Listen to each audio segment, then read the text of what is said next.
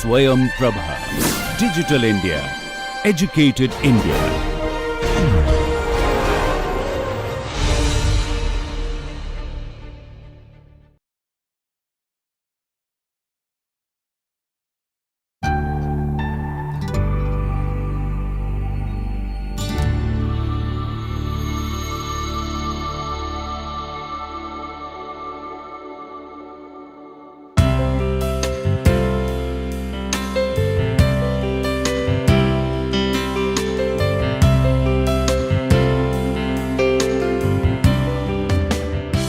Dear participants, welcome to the third week of this module of this course on literature, culture and media.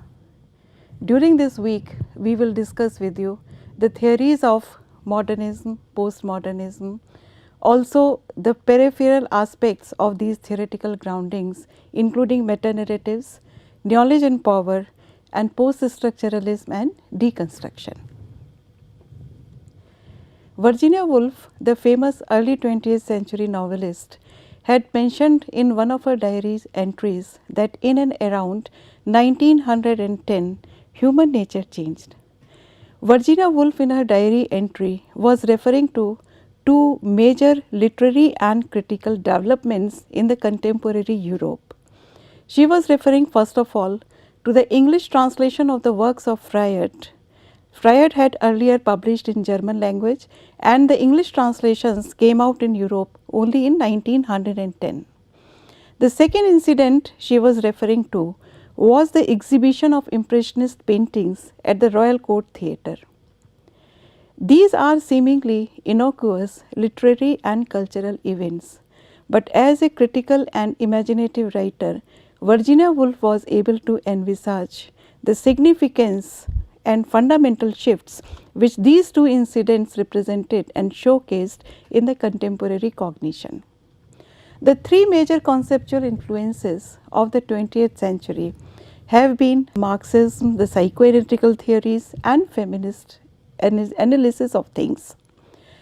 We may agree or disagree with these theoretical approaches, but once Marxism was introduced, it was not possible for any of us to sideline the issue of labor and equality. Similarly, after the psychoanalytical framework was available, no discourse in humanities and social sciences was possible without taking into impact the significance of our emotions. Similarly, after feminism, as a creed was started, it was not possible for any of us to sideline the issue of gender equality.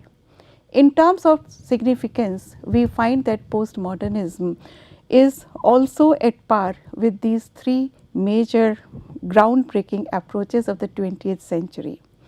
This is a development of the late 20th century, and the term, unlike the previous three terms which I have referred to, is a bit fuzzy and confusing. The very term postmodernism implies a link to the modernist theories. It is simultaneously a continuation of as well as a break away from modernism. We will discuss first the theoretical grounding of modernism, the development, the chronology of these theories first before we go into the other aspects related with the critical approaches. Modernism, the concept itself, has a long history. The first recorded reference of this term modernity is found in the shape of a Latin term modernus, which was used in the 5th century to distinguish the Christian present from the pagan Roman past. However, by the time we come to the European Enlightenment as well as the French Enlightenment, we find that the contemporary meaning of modernity has been established. Modern by this time meant a post-medieval civilization which was primarily based on reason, and it was considered that reason was superior than any other aspect related with our world picture. So, modernity came to be a concept which is based on reason. It was considered to be a very dynamic aspect also, as it rejected particularly those traditions which were considered to be superstitious, as they were not supported by reason. The modernist worldview encouraged a particular optimism in contemporary Europe. It resulted in a belief in an individual power and adventurous feelings also. Gradually, we can see the global consequences of modernist vision also. Individual belief in one's power and an abatement of the adventurous feelings collectively resulted in a space which was opening up continually and the time which seemed to speed up suddenly. And we find that it resulted on the one hand in industrialization and on the other hand it resulted in the colonial empires. Modernism as a literary theory, as a critical approach, shares many features with postmodernism also. So, let us try to enumerate them first. For example, these approaches commonly share the use of pastiche and parody, the devices which remind the reader that the work is fictional, it is constructed and it is not real in fact. The works are often fragmented in these two critical approaches. These works hesitate to convey a firm meaning and they are open to a multiplicity of interpretations also. In these we find that the individual is often portrayed as being decentered, as if the individual life does not have a central meaning or a goal in life and therefore it is dehumanized, often losing individual characteristics and becoming merely the representative of age or civilization. Modernism as well as postmodernism thus represent the insecurities, disorientation and fragmentation of the 20th century Western world. Whereas they employ fragmentation, discontinuity and decenteredness in theme and technique, the basic dissimilarity between the two schools is hidden in this very aspect. It is a very strange phenomena that these commonalities also bring about the differences in these two critical approaches. So, after having listed the commonalities in these two approaches, let us also think about the differences as far as they exist in these two critical approaches. Modernism projects the fragmentation and decenteredness of contemporary world as being essentially tragic. It laments the loss of the unity and center of life and suggests that work of art can provide the unity, coherence, continuity and meaning that is lost in modern life. It would be an interesting idea to refer to T.S. Eliot's work The Wasteland. Eliot laments that the modern world is an infertile wasteland and the fragmentation and incoherence of this world is effected in the structure of this poem. However, the poem also tries to recapture the lost meaning and organic unity by turning to Eastern cultures. So, we find that in modernism, the emphasis is on the representation of the fragmentation and decenteredness, but at the same time it attempts to find out a reason, a center, a coherence in things on the basis of reason alone. Whereas in postmodernism, fragmentation and disorientation are no longer tragic. It celebrates fragmentation. It considers fragmentation and decenteredness as the only possible way of existence. It revels in them and never tries to escape from these conditions. And herein lies one of the most significant differences between the modernist and the postmodernist approach. The term postmodernism for the first time was used in 1940s to define a style of architecture, and we find that this term becomes popular around 1960s. It describes a new sensibility which either rejected modernism or adapted that and further expanded them. So, we find that the term postmodernism becomes very popular by 1960s in literary criticism, in philosophy, in history, in culture, in media dialogues and various other social theories. And therefore, as it was stretched thin, we find that it came to be overloaded with multiple meanings. As a thought, it's a very significant idea, as it alerts us to several social and cultural shifts and changes which were taking place towards the end of the 20th century, and it also has an immense impact on culture, society and media. Often we find that the two terms of postmodernism and postmodernity are confused.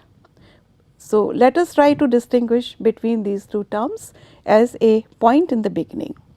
Postmodernism relates to the aesthetic and intellectual production in the late 20th and early 21st century, whereas postmodernity is used to denote almost similar changes in economic and social conditions in this period. The shifting socio-economic landscape is understood by the enormous advances in the power and sway of global mass media. So, whereas the issues remain the same, we find that the fields which they impact become slightly different. Before we go deeper into our understanding of postmodernism, let us also try to understand a brief history of ideas which led the philosophical approach of our world towards these two major theories. The Western idea of development starts with providence. Providence suggests that the process of history moves forward in a linear fashion towards progress under the care of God. Providence rejects any cyclical movement in history. And by denying the cyclical movement in history, we find that it has also generated a hope. It denies fatalism, it also denies depression, provided everything takes place, moves on in a linear fashion under the care of God. Divine protection was mingled with the idea that rapid advance can be achieved by human endeavors. However, we find that reason, which fought against medieval excesses, encouraged this idea, but this idea of progress by human endeavor alone brought us towards nihilism also. This idea of nihilism becomes more popular later on in the works of Nietzsche, which also becomes a guiding principle for the development of the postmodernist philosophy. Nihilism is the belief that all values are baseless and nothing can be exactly known or communicated. Nihilism as a belief is often associated with extreme pessimism and a radical skepticism that condemns existence. A true nihilist would believe in nothing, have no loyalties and no purpose other than perhaps an impulse to destroy. So, you would find that this idea of nihilism, which believed only in reason and denied the care of God, was contested by church as well as other institutionalized religions. The progress had continued till the 20th century under the divine providence, but we find that there have been certain dents also. For example, the major dent came with the First World War. It resulted in the economic depression of 1930s. The population of Europe was disturbed very severely. Very soon it was followed by the Second World War. Hitler came to power promising progress through socialism, but it resulted into unparalleled destruction throughout the world. Still we find that the hopes were not totally dampened. People still believed that the massive scientific and technical progress during the 20th century, in the first half of the 20th century particularly, would result in unprecedented consumer boom and would again establish the values in the old order. However, by the time the Second World War changed, we find that the damage was done and it was not possible for humanity anymore to go back to the uncorrupted idea of modernist progress. Colonialism had crumbled, and therefore we find that as states started to gain independence one after the other in Asia and Africa, the economy of the developed world also started to go down. People migrated at increasing rates, sometimes out of compulsion, sometimes out of choice, but this type of a large scale of migration was unprecedented in human histories. And as people migrated from one country to other, from one cultural pattern to other, they also carried with them their own load of cultural practices and independent histories. So, the downslide of industrial growth had also resulted in environment degradation. People had started to understand the significance and the importance of the depletion of renewable sources and depletion of ozone layer, so to say. These effects were seen in our individual psyche also. At an intellectual level, people had started to question the received doctrines. The political and cultural changes had also started to take place. For example, the Vietnam War changed the thinking of the young people not only in America but throughout the world. The Watergate systematically eroded an individual's belief in the political prestige of institutions. At the same time, in the Eastern Europe, we find that democracy in Eastern Europe was giving way to communism, and then it gradually disintegrated into multiple nations. The post-colonial world was also changing the significance of the Western powers. And at the same time, we find that the cases of drug abuse, low citizen worker motivation, and a mood of hopelessness owing to the growing gap between the rich and the poor ultimately was being documented. So, we can almost say that the 2 centuries signified the dominance of the modernist era, and these 2 centuries can be represented as the years of 1789 to 1989. 1789 is the year of the French Revolution, and the 1989 is the year of the fall of bureaucratic state socialism. So, let us say that these 2 centuries encompass the initiation, the progress, and the ultimate fall of the modernist reason, giving way to the beginning of the postmodernism. So, we find that by the time the 20th century was ending, the challenge to the modernist reason was almost palpable in the intellectual climate. The idea of universal culture and knowledge was challenged as newer nations had come to the fore, and they were claiming their lost history, their lost culture also. Progress did not mean only the progress based on pure reason, but it meant technology which would lead to the power of money also.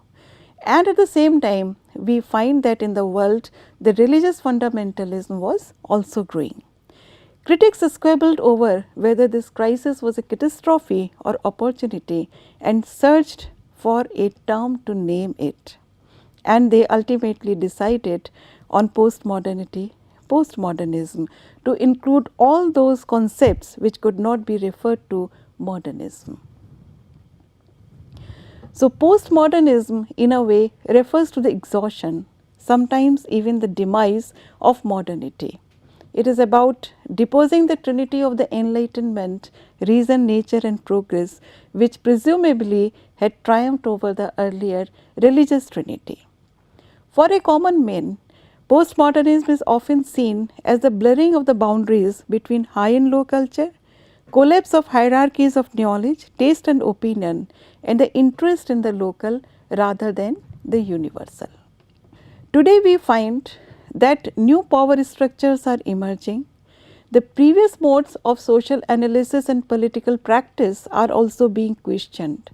It can be a new form of capitalism or a totally new kind of society which is emerging, and the crucial issues with which the humanity is grappling now today are prominence of the new information communication technologies and forging of extensions of social relationships such as globalization and consumerism, eclipsing the conventional emphasis on production and reason alone.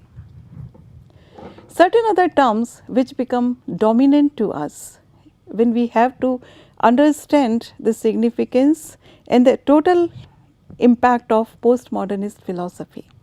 So, meta-narrative is a significant term which is often used by the postmodernist critics. The modernist belief in order, stability and unity is what Lyotard had called as a meta-narrative. Modernism works through meta-narratives or grand narratives, while postmodernism questions them and also tries to deconstruct them. Postmodernism also understands that grand narratives hide, silence and negate contradictions, instabilities and differences which are inherent in any social system. Postmodernism favors mini narratives, stories that explain small practices and local events without pretending any universality or finality. Postmodernism realizes that history, politics and culture are grand narratives of the power wielders which comprise falsehoods and incomplete truths. So, it is the proliferation of the smaller truths which the postmodernism talks about. Another significant contribution of postmodernist theory is its approach towards language and validation of things through the use of language. Having deconstructed the possibility of a stable permanent reality, postmodernism has revolutionized the concept of language also. Whereas modernism considered language as a rational and transparent tool to represent reality and the activities of the rational mind, postmodernism views it in a slightly different manner. In the modernist view, language is representative of thoughts and things, and here signifier always points to the signified. There is no fuzziness, there is no duplicity, there is no connotation. Whereas in postmodernism, there are only surfaces and there are no depths. A signifier has no signified here because there is no reality to signify. So, postmodernism opens the debate to endless situations and possibilities. Another term which is often used in the context of postmodernist discussion is simulacrum. The French philosopher Baudrillard has conceptualized the postmodern surface culture as simulacrum. A simulacrum is a virtual or a fake reality which is simulated or induced by the media or other ideological apparatuses. A simulacrum is not merely an imitation or duplication, it is the substitution of the original by a simulated fake image.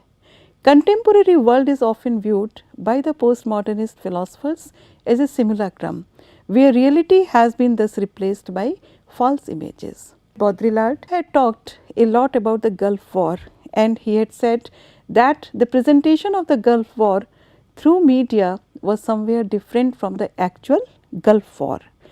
In the postmodern world, there are no originals and only copies, and copies become more significant than the original. So, Baudrillard has remarked that people understood Gulf War, and we can take this philosophy further into our analysis of other situations at the similar level also. So, Baudrillard says that the Gulf War ultimately interested people because of its media coverage. Nobody actually bothered much about what was happening in the Gulf at that time, but the media images dominated the people's imaginations, and for the majority of the people it was these images which became more important than the actual war which was being fought on. So, in the postmodern world, we find that there are no territories, there are no originals, only maps and copies. It is not a reality, but the simulation of a reality which has become the major focus in today's world. Baudu has suggested that the postmodern world is not only artificial, but that we have lost the capacity to discriminate between the real and the artificial. In our discussions on media theories, we would take up this point further in detail. Another aspect which is very significant to understand in the postmodernist context is the significance of multinational capitalism and globalization. Postmodernist philosophers also say that not only we have moved away from the reality, but we have also moved away from the reality of the goods we consume. Frederick Jameson is the philosopher who had initiated this idea, and he has related modernism and postmodernism to the second and third phases of capitalism. According to Jameson, the first phase of capitalism happened in the 18th and 19th century, and he has decided the term market capitalism for denoting it. He says that this is the era of technological development, of pure technological development, such as that of the steam driven motor, and it corresponded to the realist phase.